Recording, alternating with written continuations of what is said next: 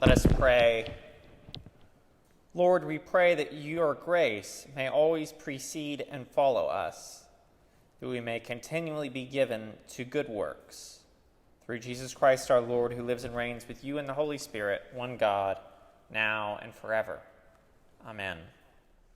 A reading from the letters to the Philippians, chapter 4, beginning at the first verse. My brothers and sisters, whom I love and long for, my joy and crown, stand firm in the Lord in this way, my beloved. I urge Euodia and I urge Syntyche to be of the same mind in the Lord. Yes, and I ask you to also, my loyal companion, help these women, for they have struggled beside me in the work of the gospel, together with Clement and the rest of my co-workers, whose names are in the book of life. Rejoice in the Lord always. Again I will say, rejoice. Let your gentleness be known to everyone. The Lord is near. Do not worry about anything, but in everything by prayer and supplication with thanksgiving, let your requests be made known to God. And the peace of God, which surpasses all understanding, will guard your hearts and your minds in Christ Jesus. Finally, beloved, whatever is true, whatever is honorable, whatever is just, whatever is pure, whatever is pleasing, whatever is commendable, if there is any excellence, and if there is anything worth of praise, think about these things. Keep on doing the things that you have learned and received and heard and seen in me, and the God of peace will be with you. Here ends the reading. A reading from the Gospel according to St. Matthew, chapter 22, beginning at the first verse. Once more, Jesus spoke to the people in parables, saying, "The kingdom of heaven may be compared to a king who gave a wedding banquet for his son. He sent his slaves to call those who had been invited to the banquet, but they would not come. And he sent other slaves, saying, 'Tell those who have been invited, look, I have prepared my dinner. My oxen and my fat calves have been slaughtered, and everything is ready. Come to the wedding banquet.'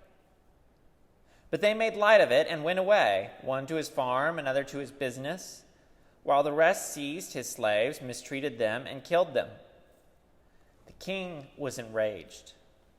He sent his troops, destroyed those murderers, and burned their city. Then he said to his slaves, 'The wedding is ready, but those invited were not worthy. Go therefore into the main streets and invite everyone you find to the wedding banquet.' Those slaves went out into the streets and gathered all whom they had found, both good and bad. So the wedding hall was filled with guests. But when the king came in to see the guests, he noticed a man who was not wearing a wedding robe, and he said to him, 'Friend, how did you get in here without a wedding robe?' And he was speechless. Then the king said to his attendants, 'Bind him hand and foot, and throw him into the outer darkness, where there will be weeping and gnashing of teeth. For many are called, few are chosen.'" Here ends the reading. In the name of the Father, and of the Son, and of the Holy Spirit. Amen. When I was growing up in Connecticut, I had to learn to drive in snow and ice. Now, if you've ever lived in a colder clime, you know that there are certain do's and don'ts for driving in the snow. You don't, for instance, slam on your brakes, but you do shift to a lower gear. Most importantly, when driving in the snow, you should stay calm and look ahead where you want to go, because you will instinctively guide the wheel in that direction, even if you slip on ice. I think the peace of God that passes all understanding is much like driving in the snow. Paul admonishes the Philippians to stay focused on where they are heading, which is to say, to stay focused on the good.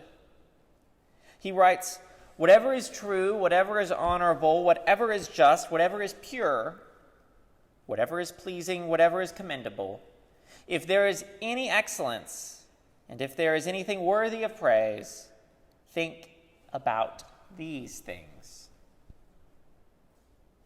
If we focus on the bad, the black ice that unseen threatens to send us into the nearest snowbank, we will inevitably end up there.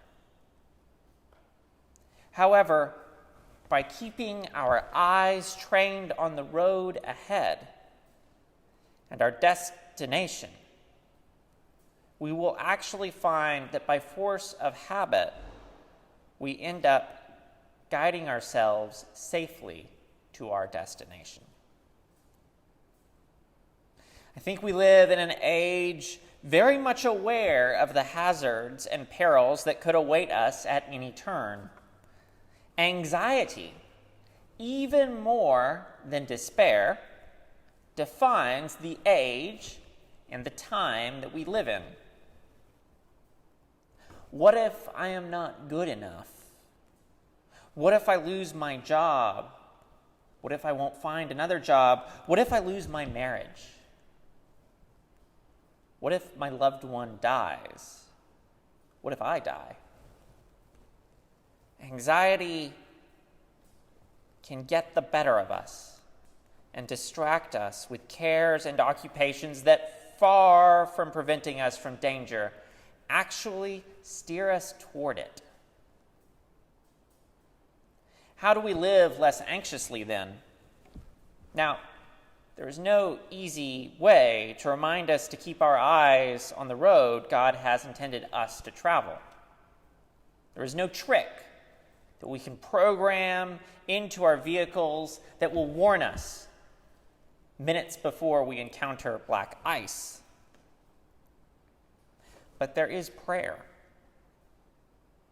And I'm not talking about Jesus take the wheel sort of prayer. I'm talking about what Paul tells us. Do not worry about anything, but in everything by prayer and supplication with thanksgiving, let your requests be made known to God. I think it's interesting that Paul's antidote to anxiety isn't simply pray for help, but it's to pray in the spirit of thanksgiving.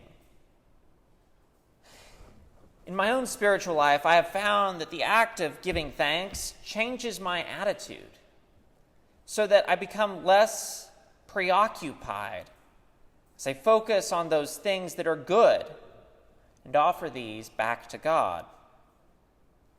Thanksgiving shifts my attitude so that I'm no longer weighed down by thinking about all of the what could be's. I'm no longer overcome by anxiety, despair, or temptation, but instead I'm able to find a place of mindfulness where I can realize that God fervently desires my own well-being and that He is providentially guiding me as He is guiding all of us back to Him. Paul's comforting words to the Philippians are a reminder that for Christians, our thoughts matter as much as our actions. By keeping our mind and our heart focused on good, true, and noble things, our actions will be steered in the right direction and help us to overcome, even if we cannot always avoid the black ice that lies ahead. Now, in the next few weeks, we all know that we will be in the midst of a blizzard. Now, I'm not talking about an actual weather event. We've had plenty of those in this country. But a blizzard of feelings, of worries, of thoughts, perhaps due to the presidential election, perhaps due to the coronavirus pandemic, or simply because there just seems to be too much going on in our own lives. And what I think God is calling us to do in those moments where we feel overcome, that we are about to slip and fall, is to take a step back, to focus, and to give thanks. to give thanks for what we have, even in the midst of loss. And by thanksgiving, may we achieve, may we attain that peace that might surpass understanding, but yet is made clear by God's help. In the name of the Father, and of the Son, and of the Holy Spirit. Amen.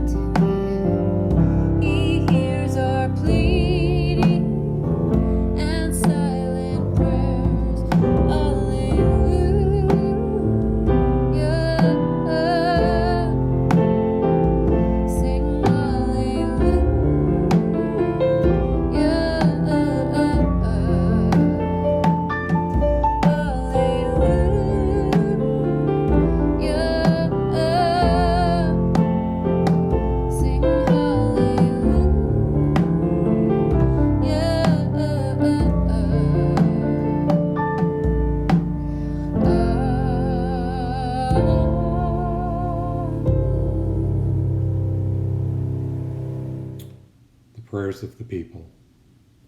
Father, we pray for your Holy Catholic Church, that we all may be one. Grant that every member of the Church may truly and humbly serve you, that your name may be glorified by all people. We pray for the Archbishop of Canterbury, our presiding bishop, our bishops, our clergy, and all bishops, priests, and deacons, that they may be faithful ministers of your word and sacraments. We pray for our president, our Congress, our governor, our state legislators, our mayors, city councils, judges, county officials, and all who govern and hold authority in the nations of the world, that there may be justice and peace on the earth. We pray especially for our school, our headmaster, the faculty, administrators, and staff, for our church staff and musicians, and our sextons, for our vestry, our church committees, and our school board. Give us grace to do your will in all that we undertake, that our works may find favor in your sight. Have compassion on those who suffer from any grief or trouble, that they may be delivered from their distress. Give to the departed eternal rest. Let light perpetual shine upon them. We praise you for your saints who have entered into joy. May we also come to share in your heavenly kingdom. We pray for all those who serve in the armed forces. May they be guided and protected by your love. Let us pray for our own needs and those of others. Almighty and eternal God, ruler of all things in heaven and earth, mercifully accept the prayers of your people and strengthen us to do your will, through Jesus Christ our Lord. Amen. Please join me in the Our Father. Our Father, who art in heaven, hallowed be thy name. Thy kingdom come, thy will be done, on earth as it is in heaven. Give us this day our daily bread, and forgive us our trespasses, as we forgive those who trespass against us. And lead us not into temptation, but deliver us from evil. For thine is the kingdom, and the power, and the glory, forever and ever. Amen. Let us pray. Steadfast God, we give you thanks and praise for the gifts of your encouragement and harmony. that we might join our voices together to glorify you in all we do and all we give. We ask you to guide and govern us into the practices of generosity and gratitude, which deepen our faith and support our shared ministry at St. Mark's, that the abundance of Christ's love throughout our community might continue to thrive and grow through Jesus Christ our Lord. Amen. For glory surrounds his throne, and wonders in many have known. Fall on his people that we might see Jesus the King. We're so glad you chose to worship with us today here at St. Mark's. If you'd like to learn anything more about our formation opportunities, our service opportunities, or other ways that you can get involved, you can check us out on the web at www.stmarks-houston.org.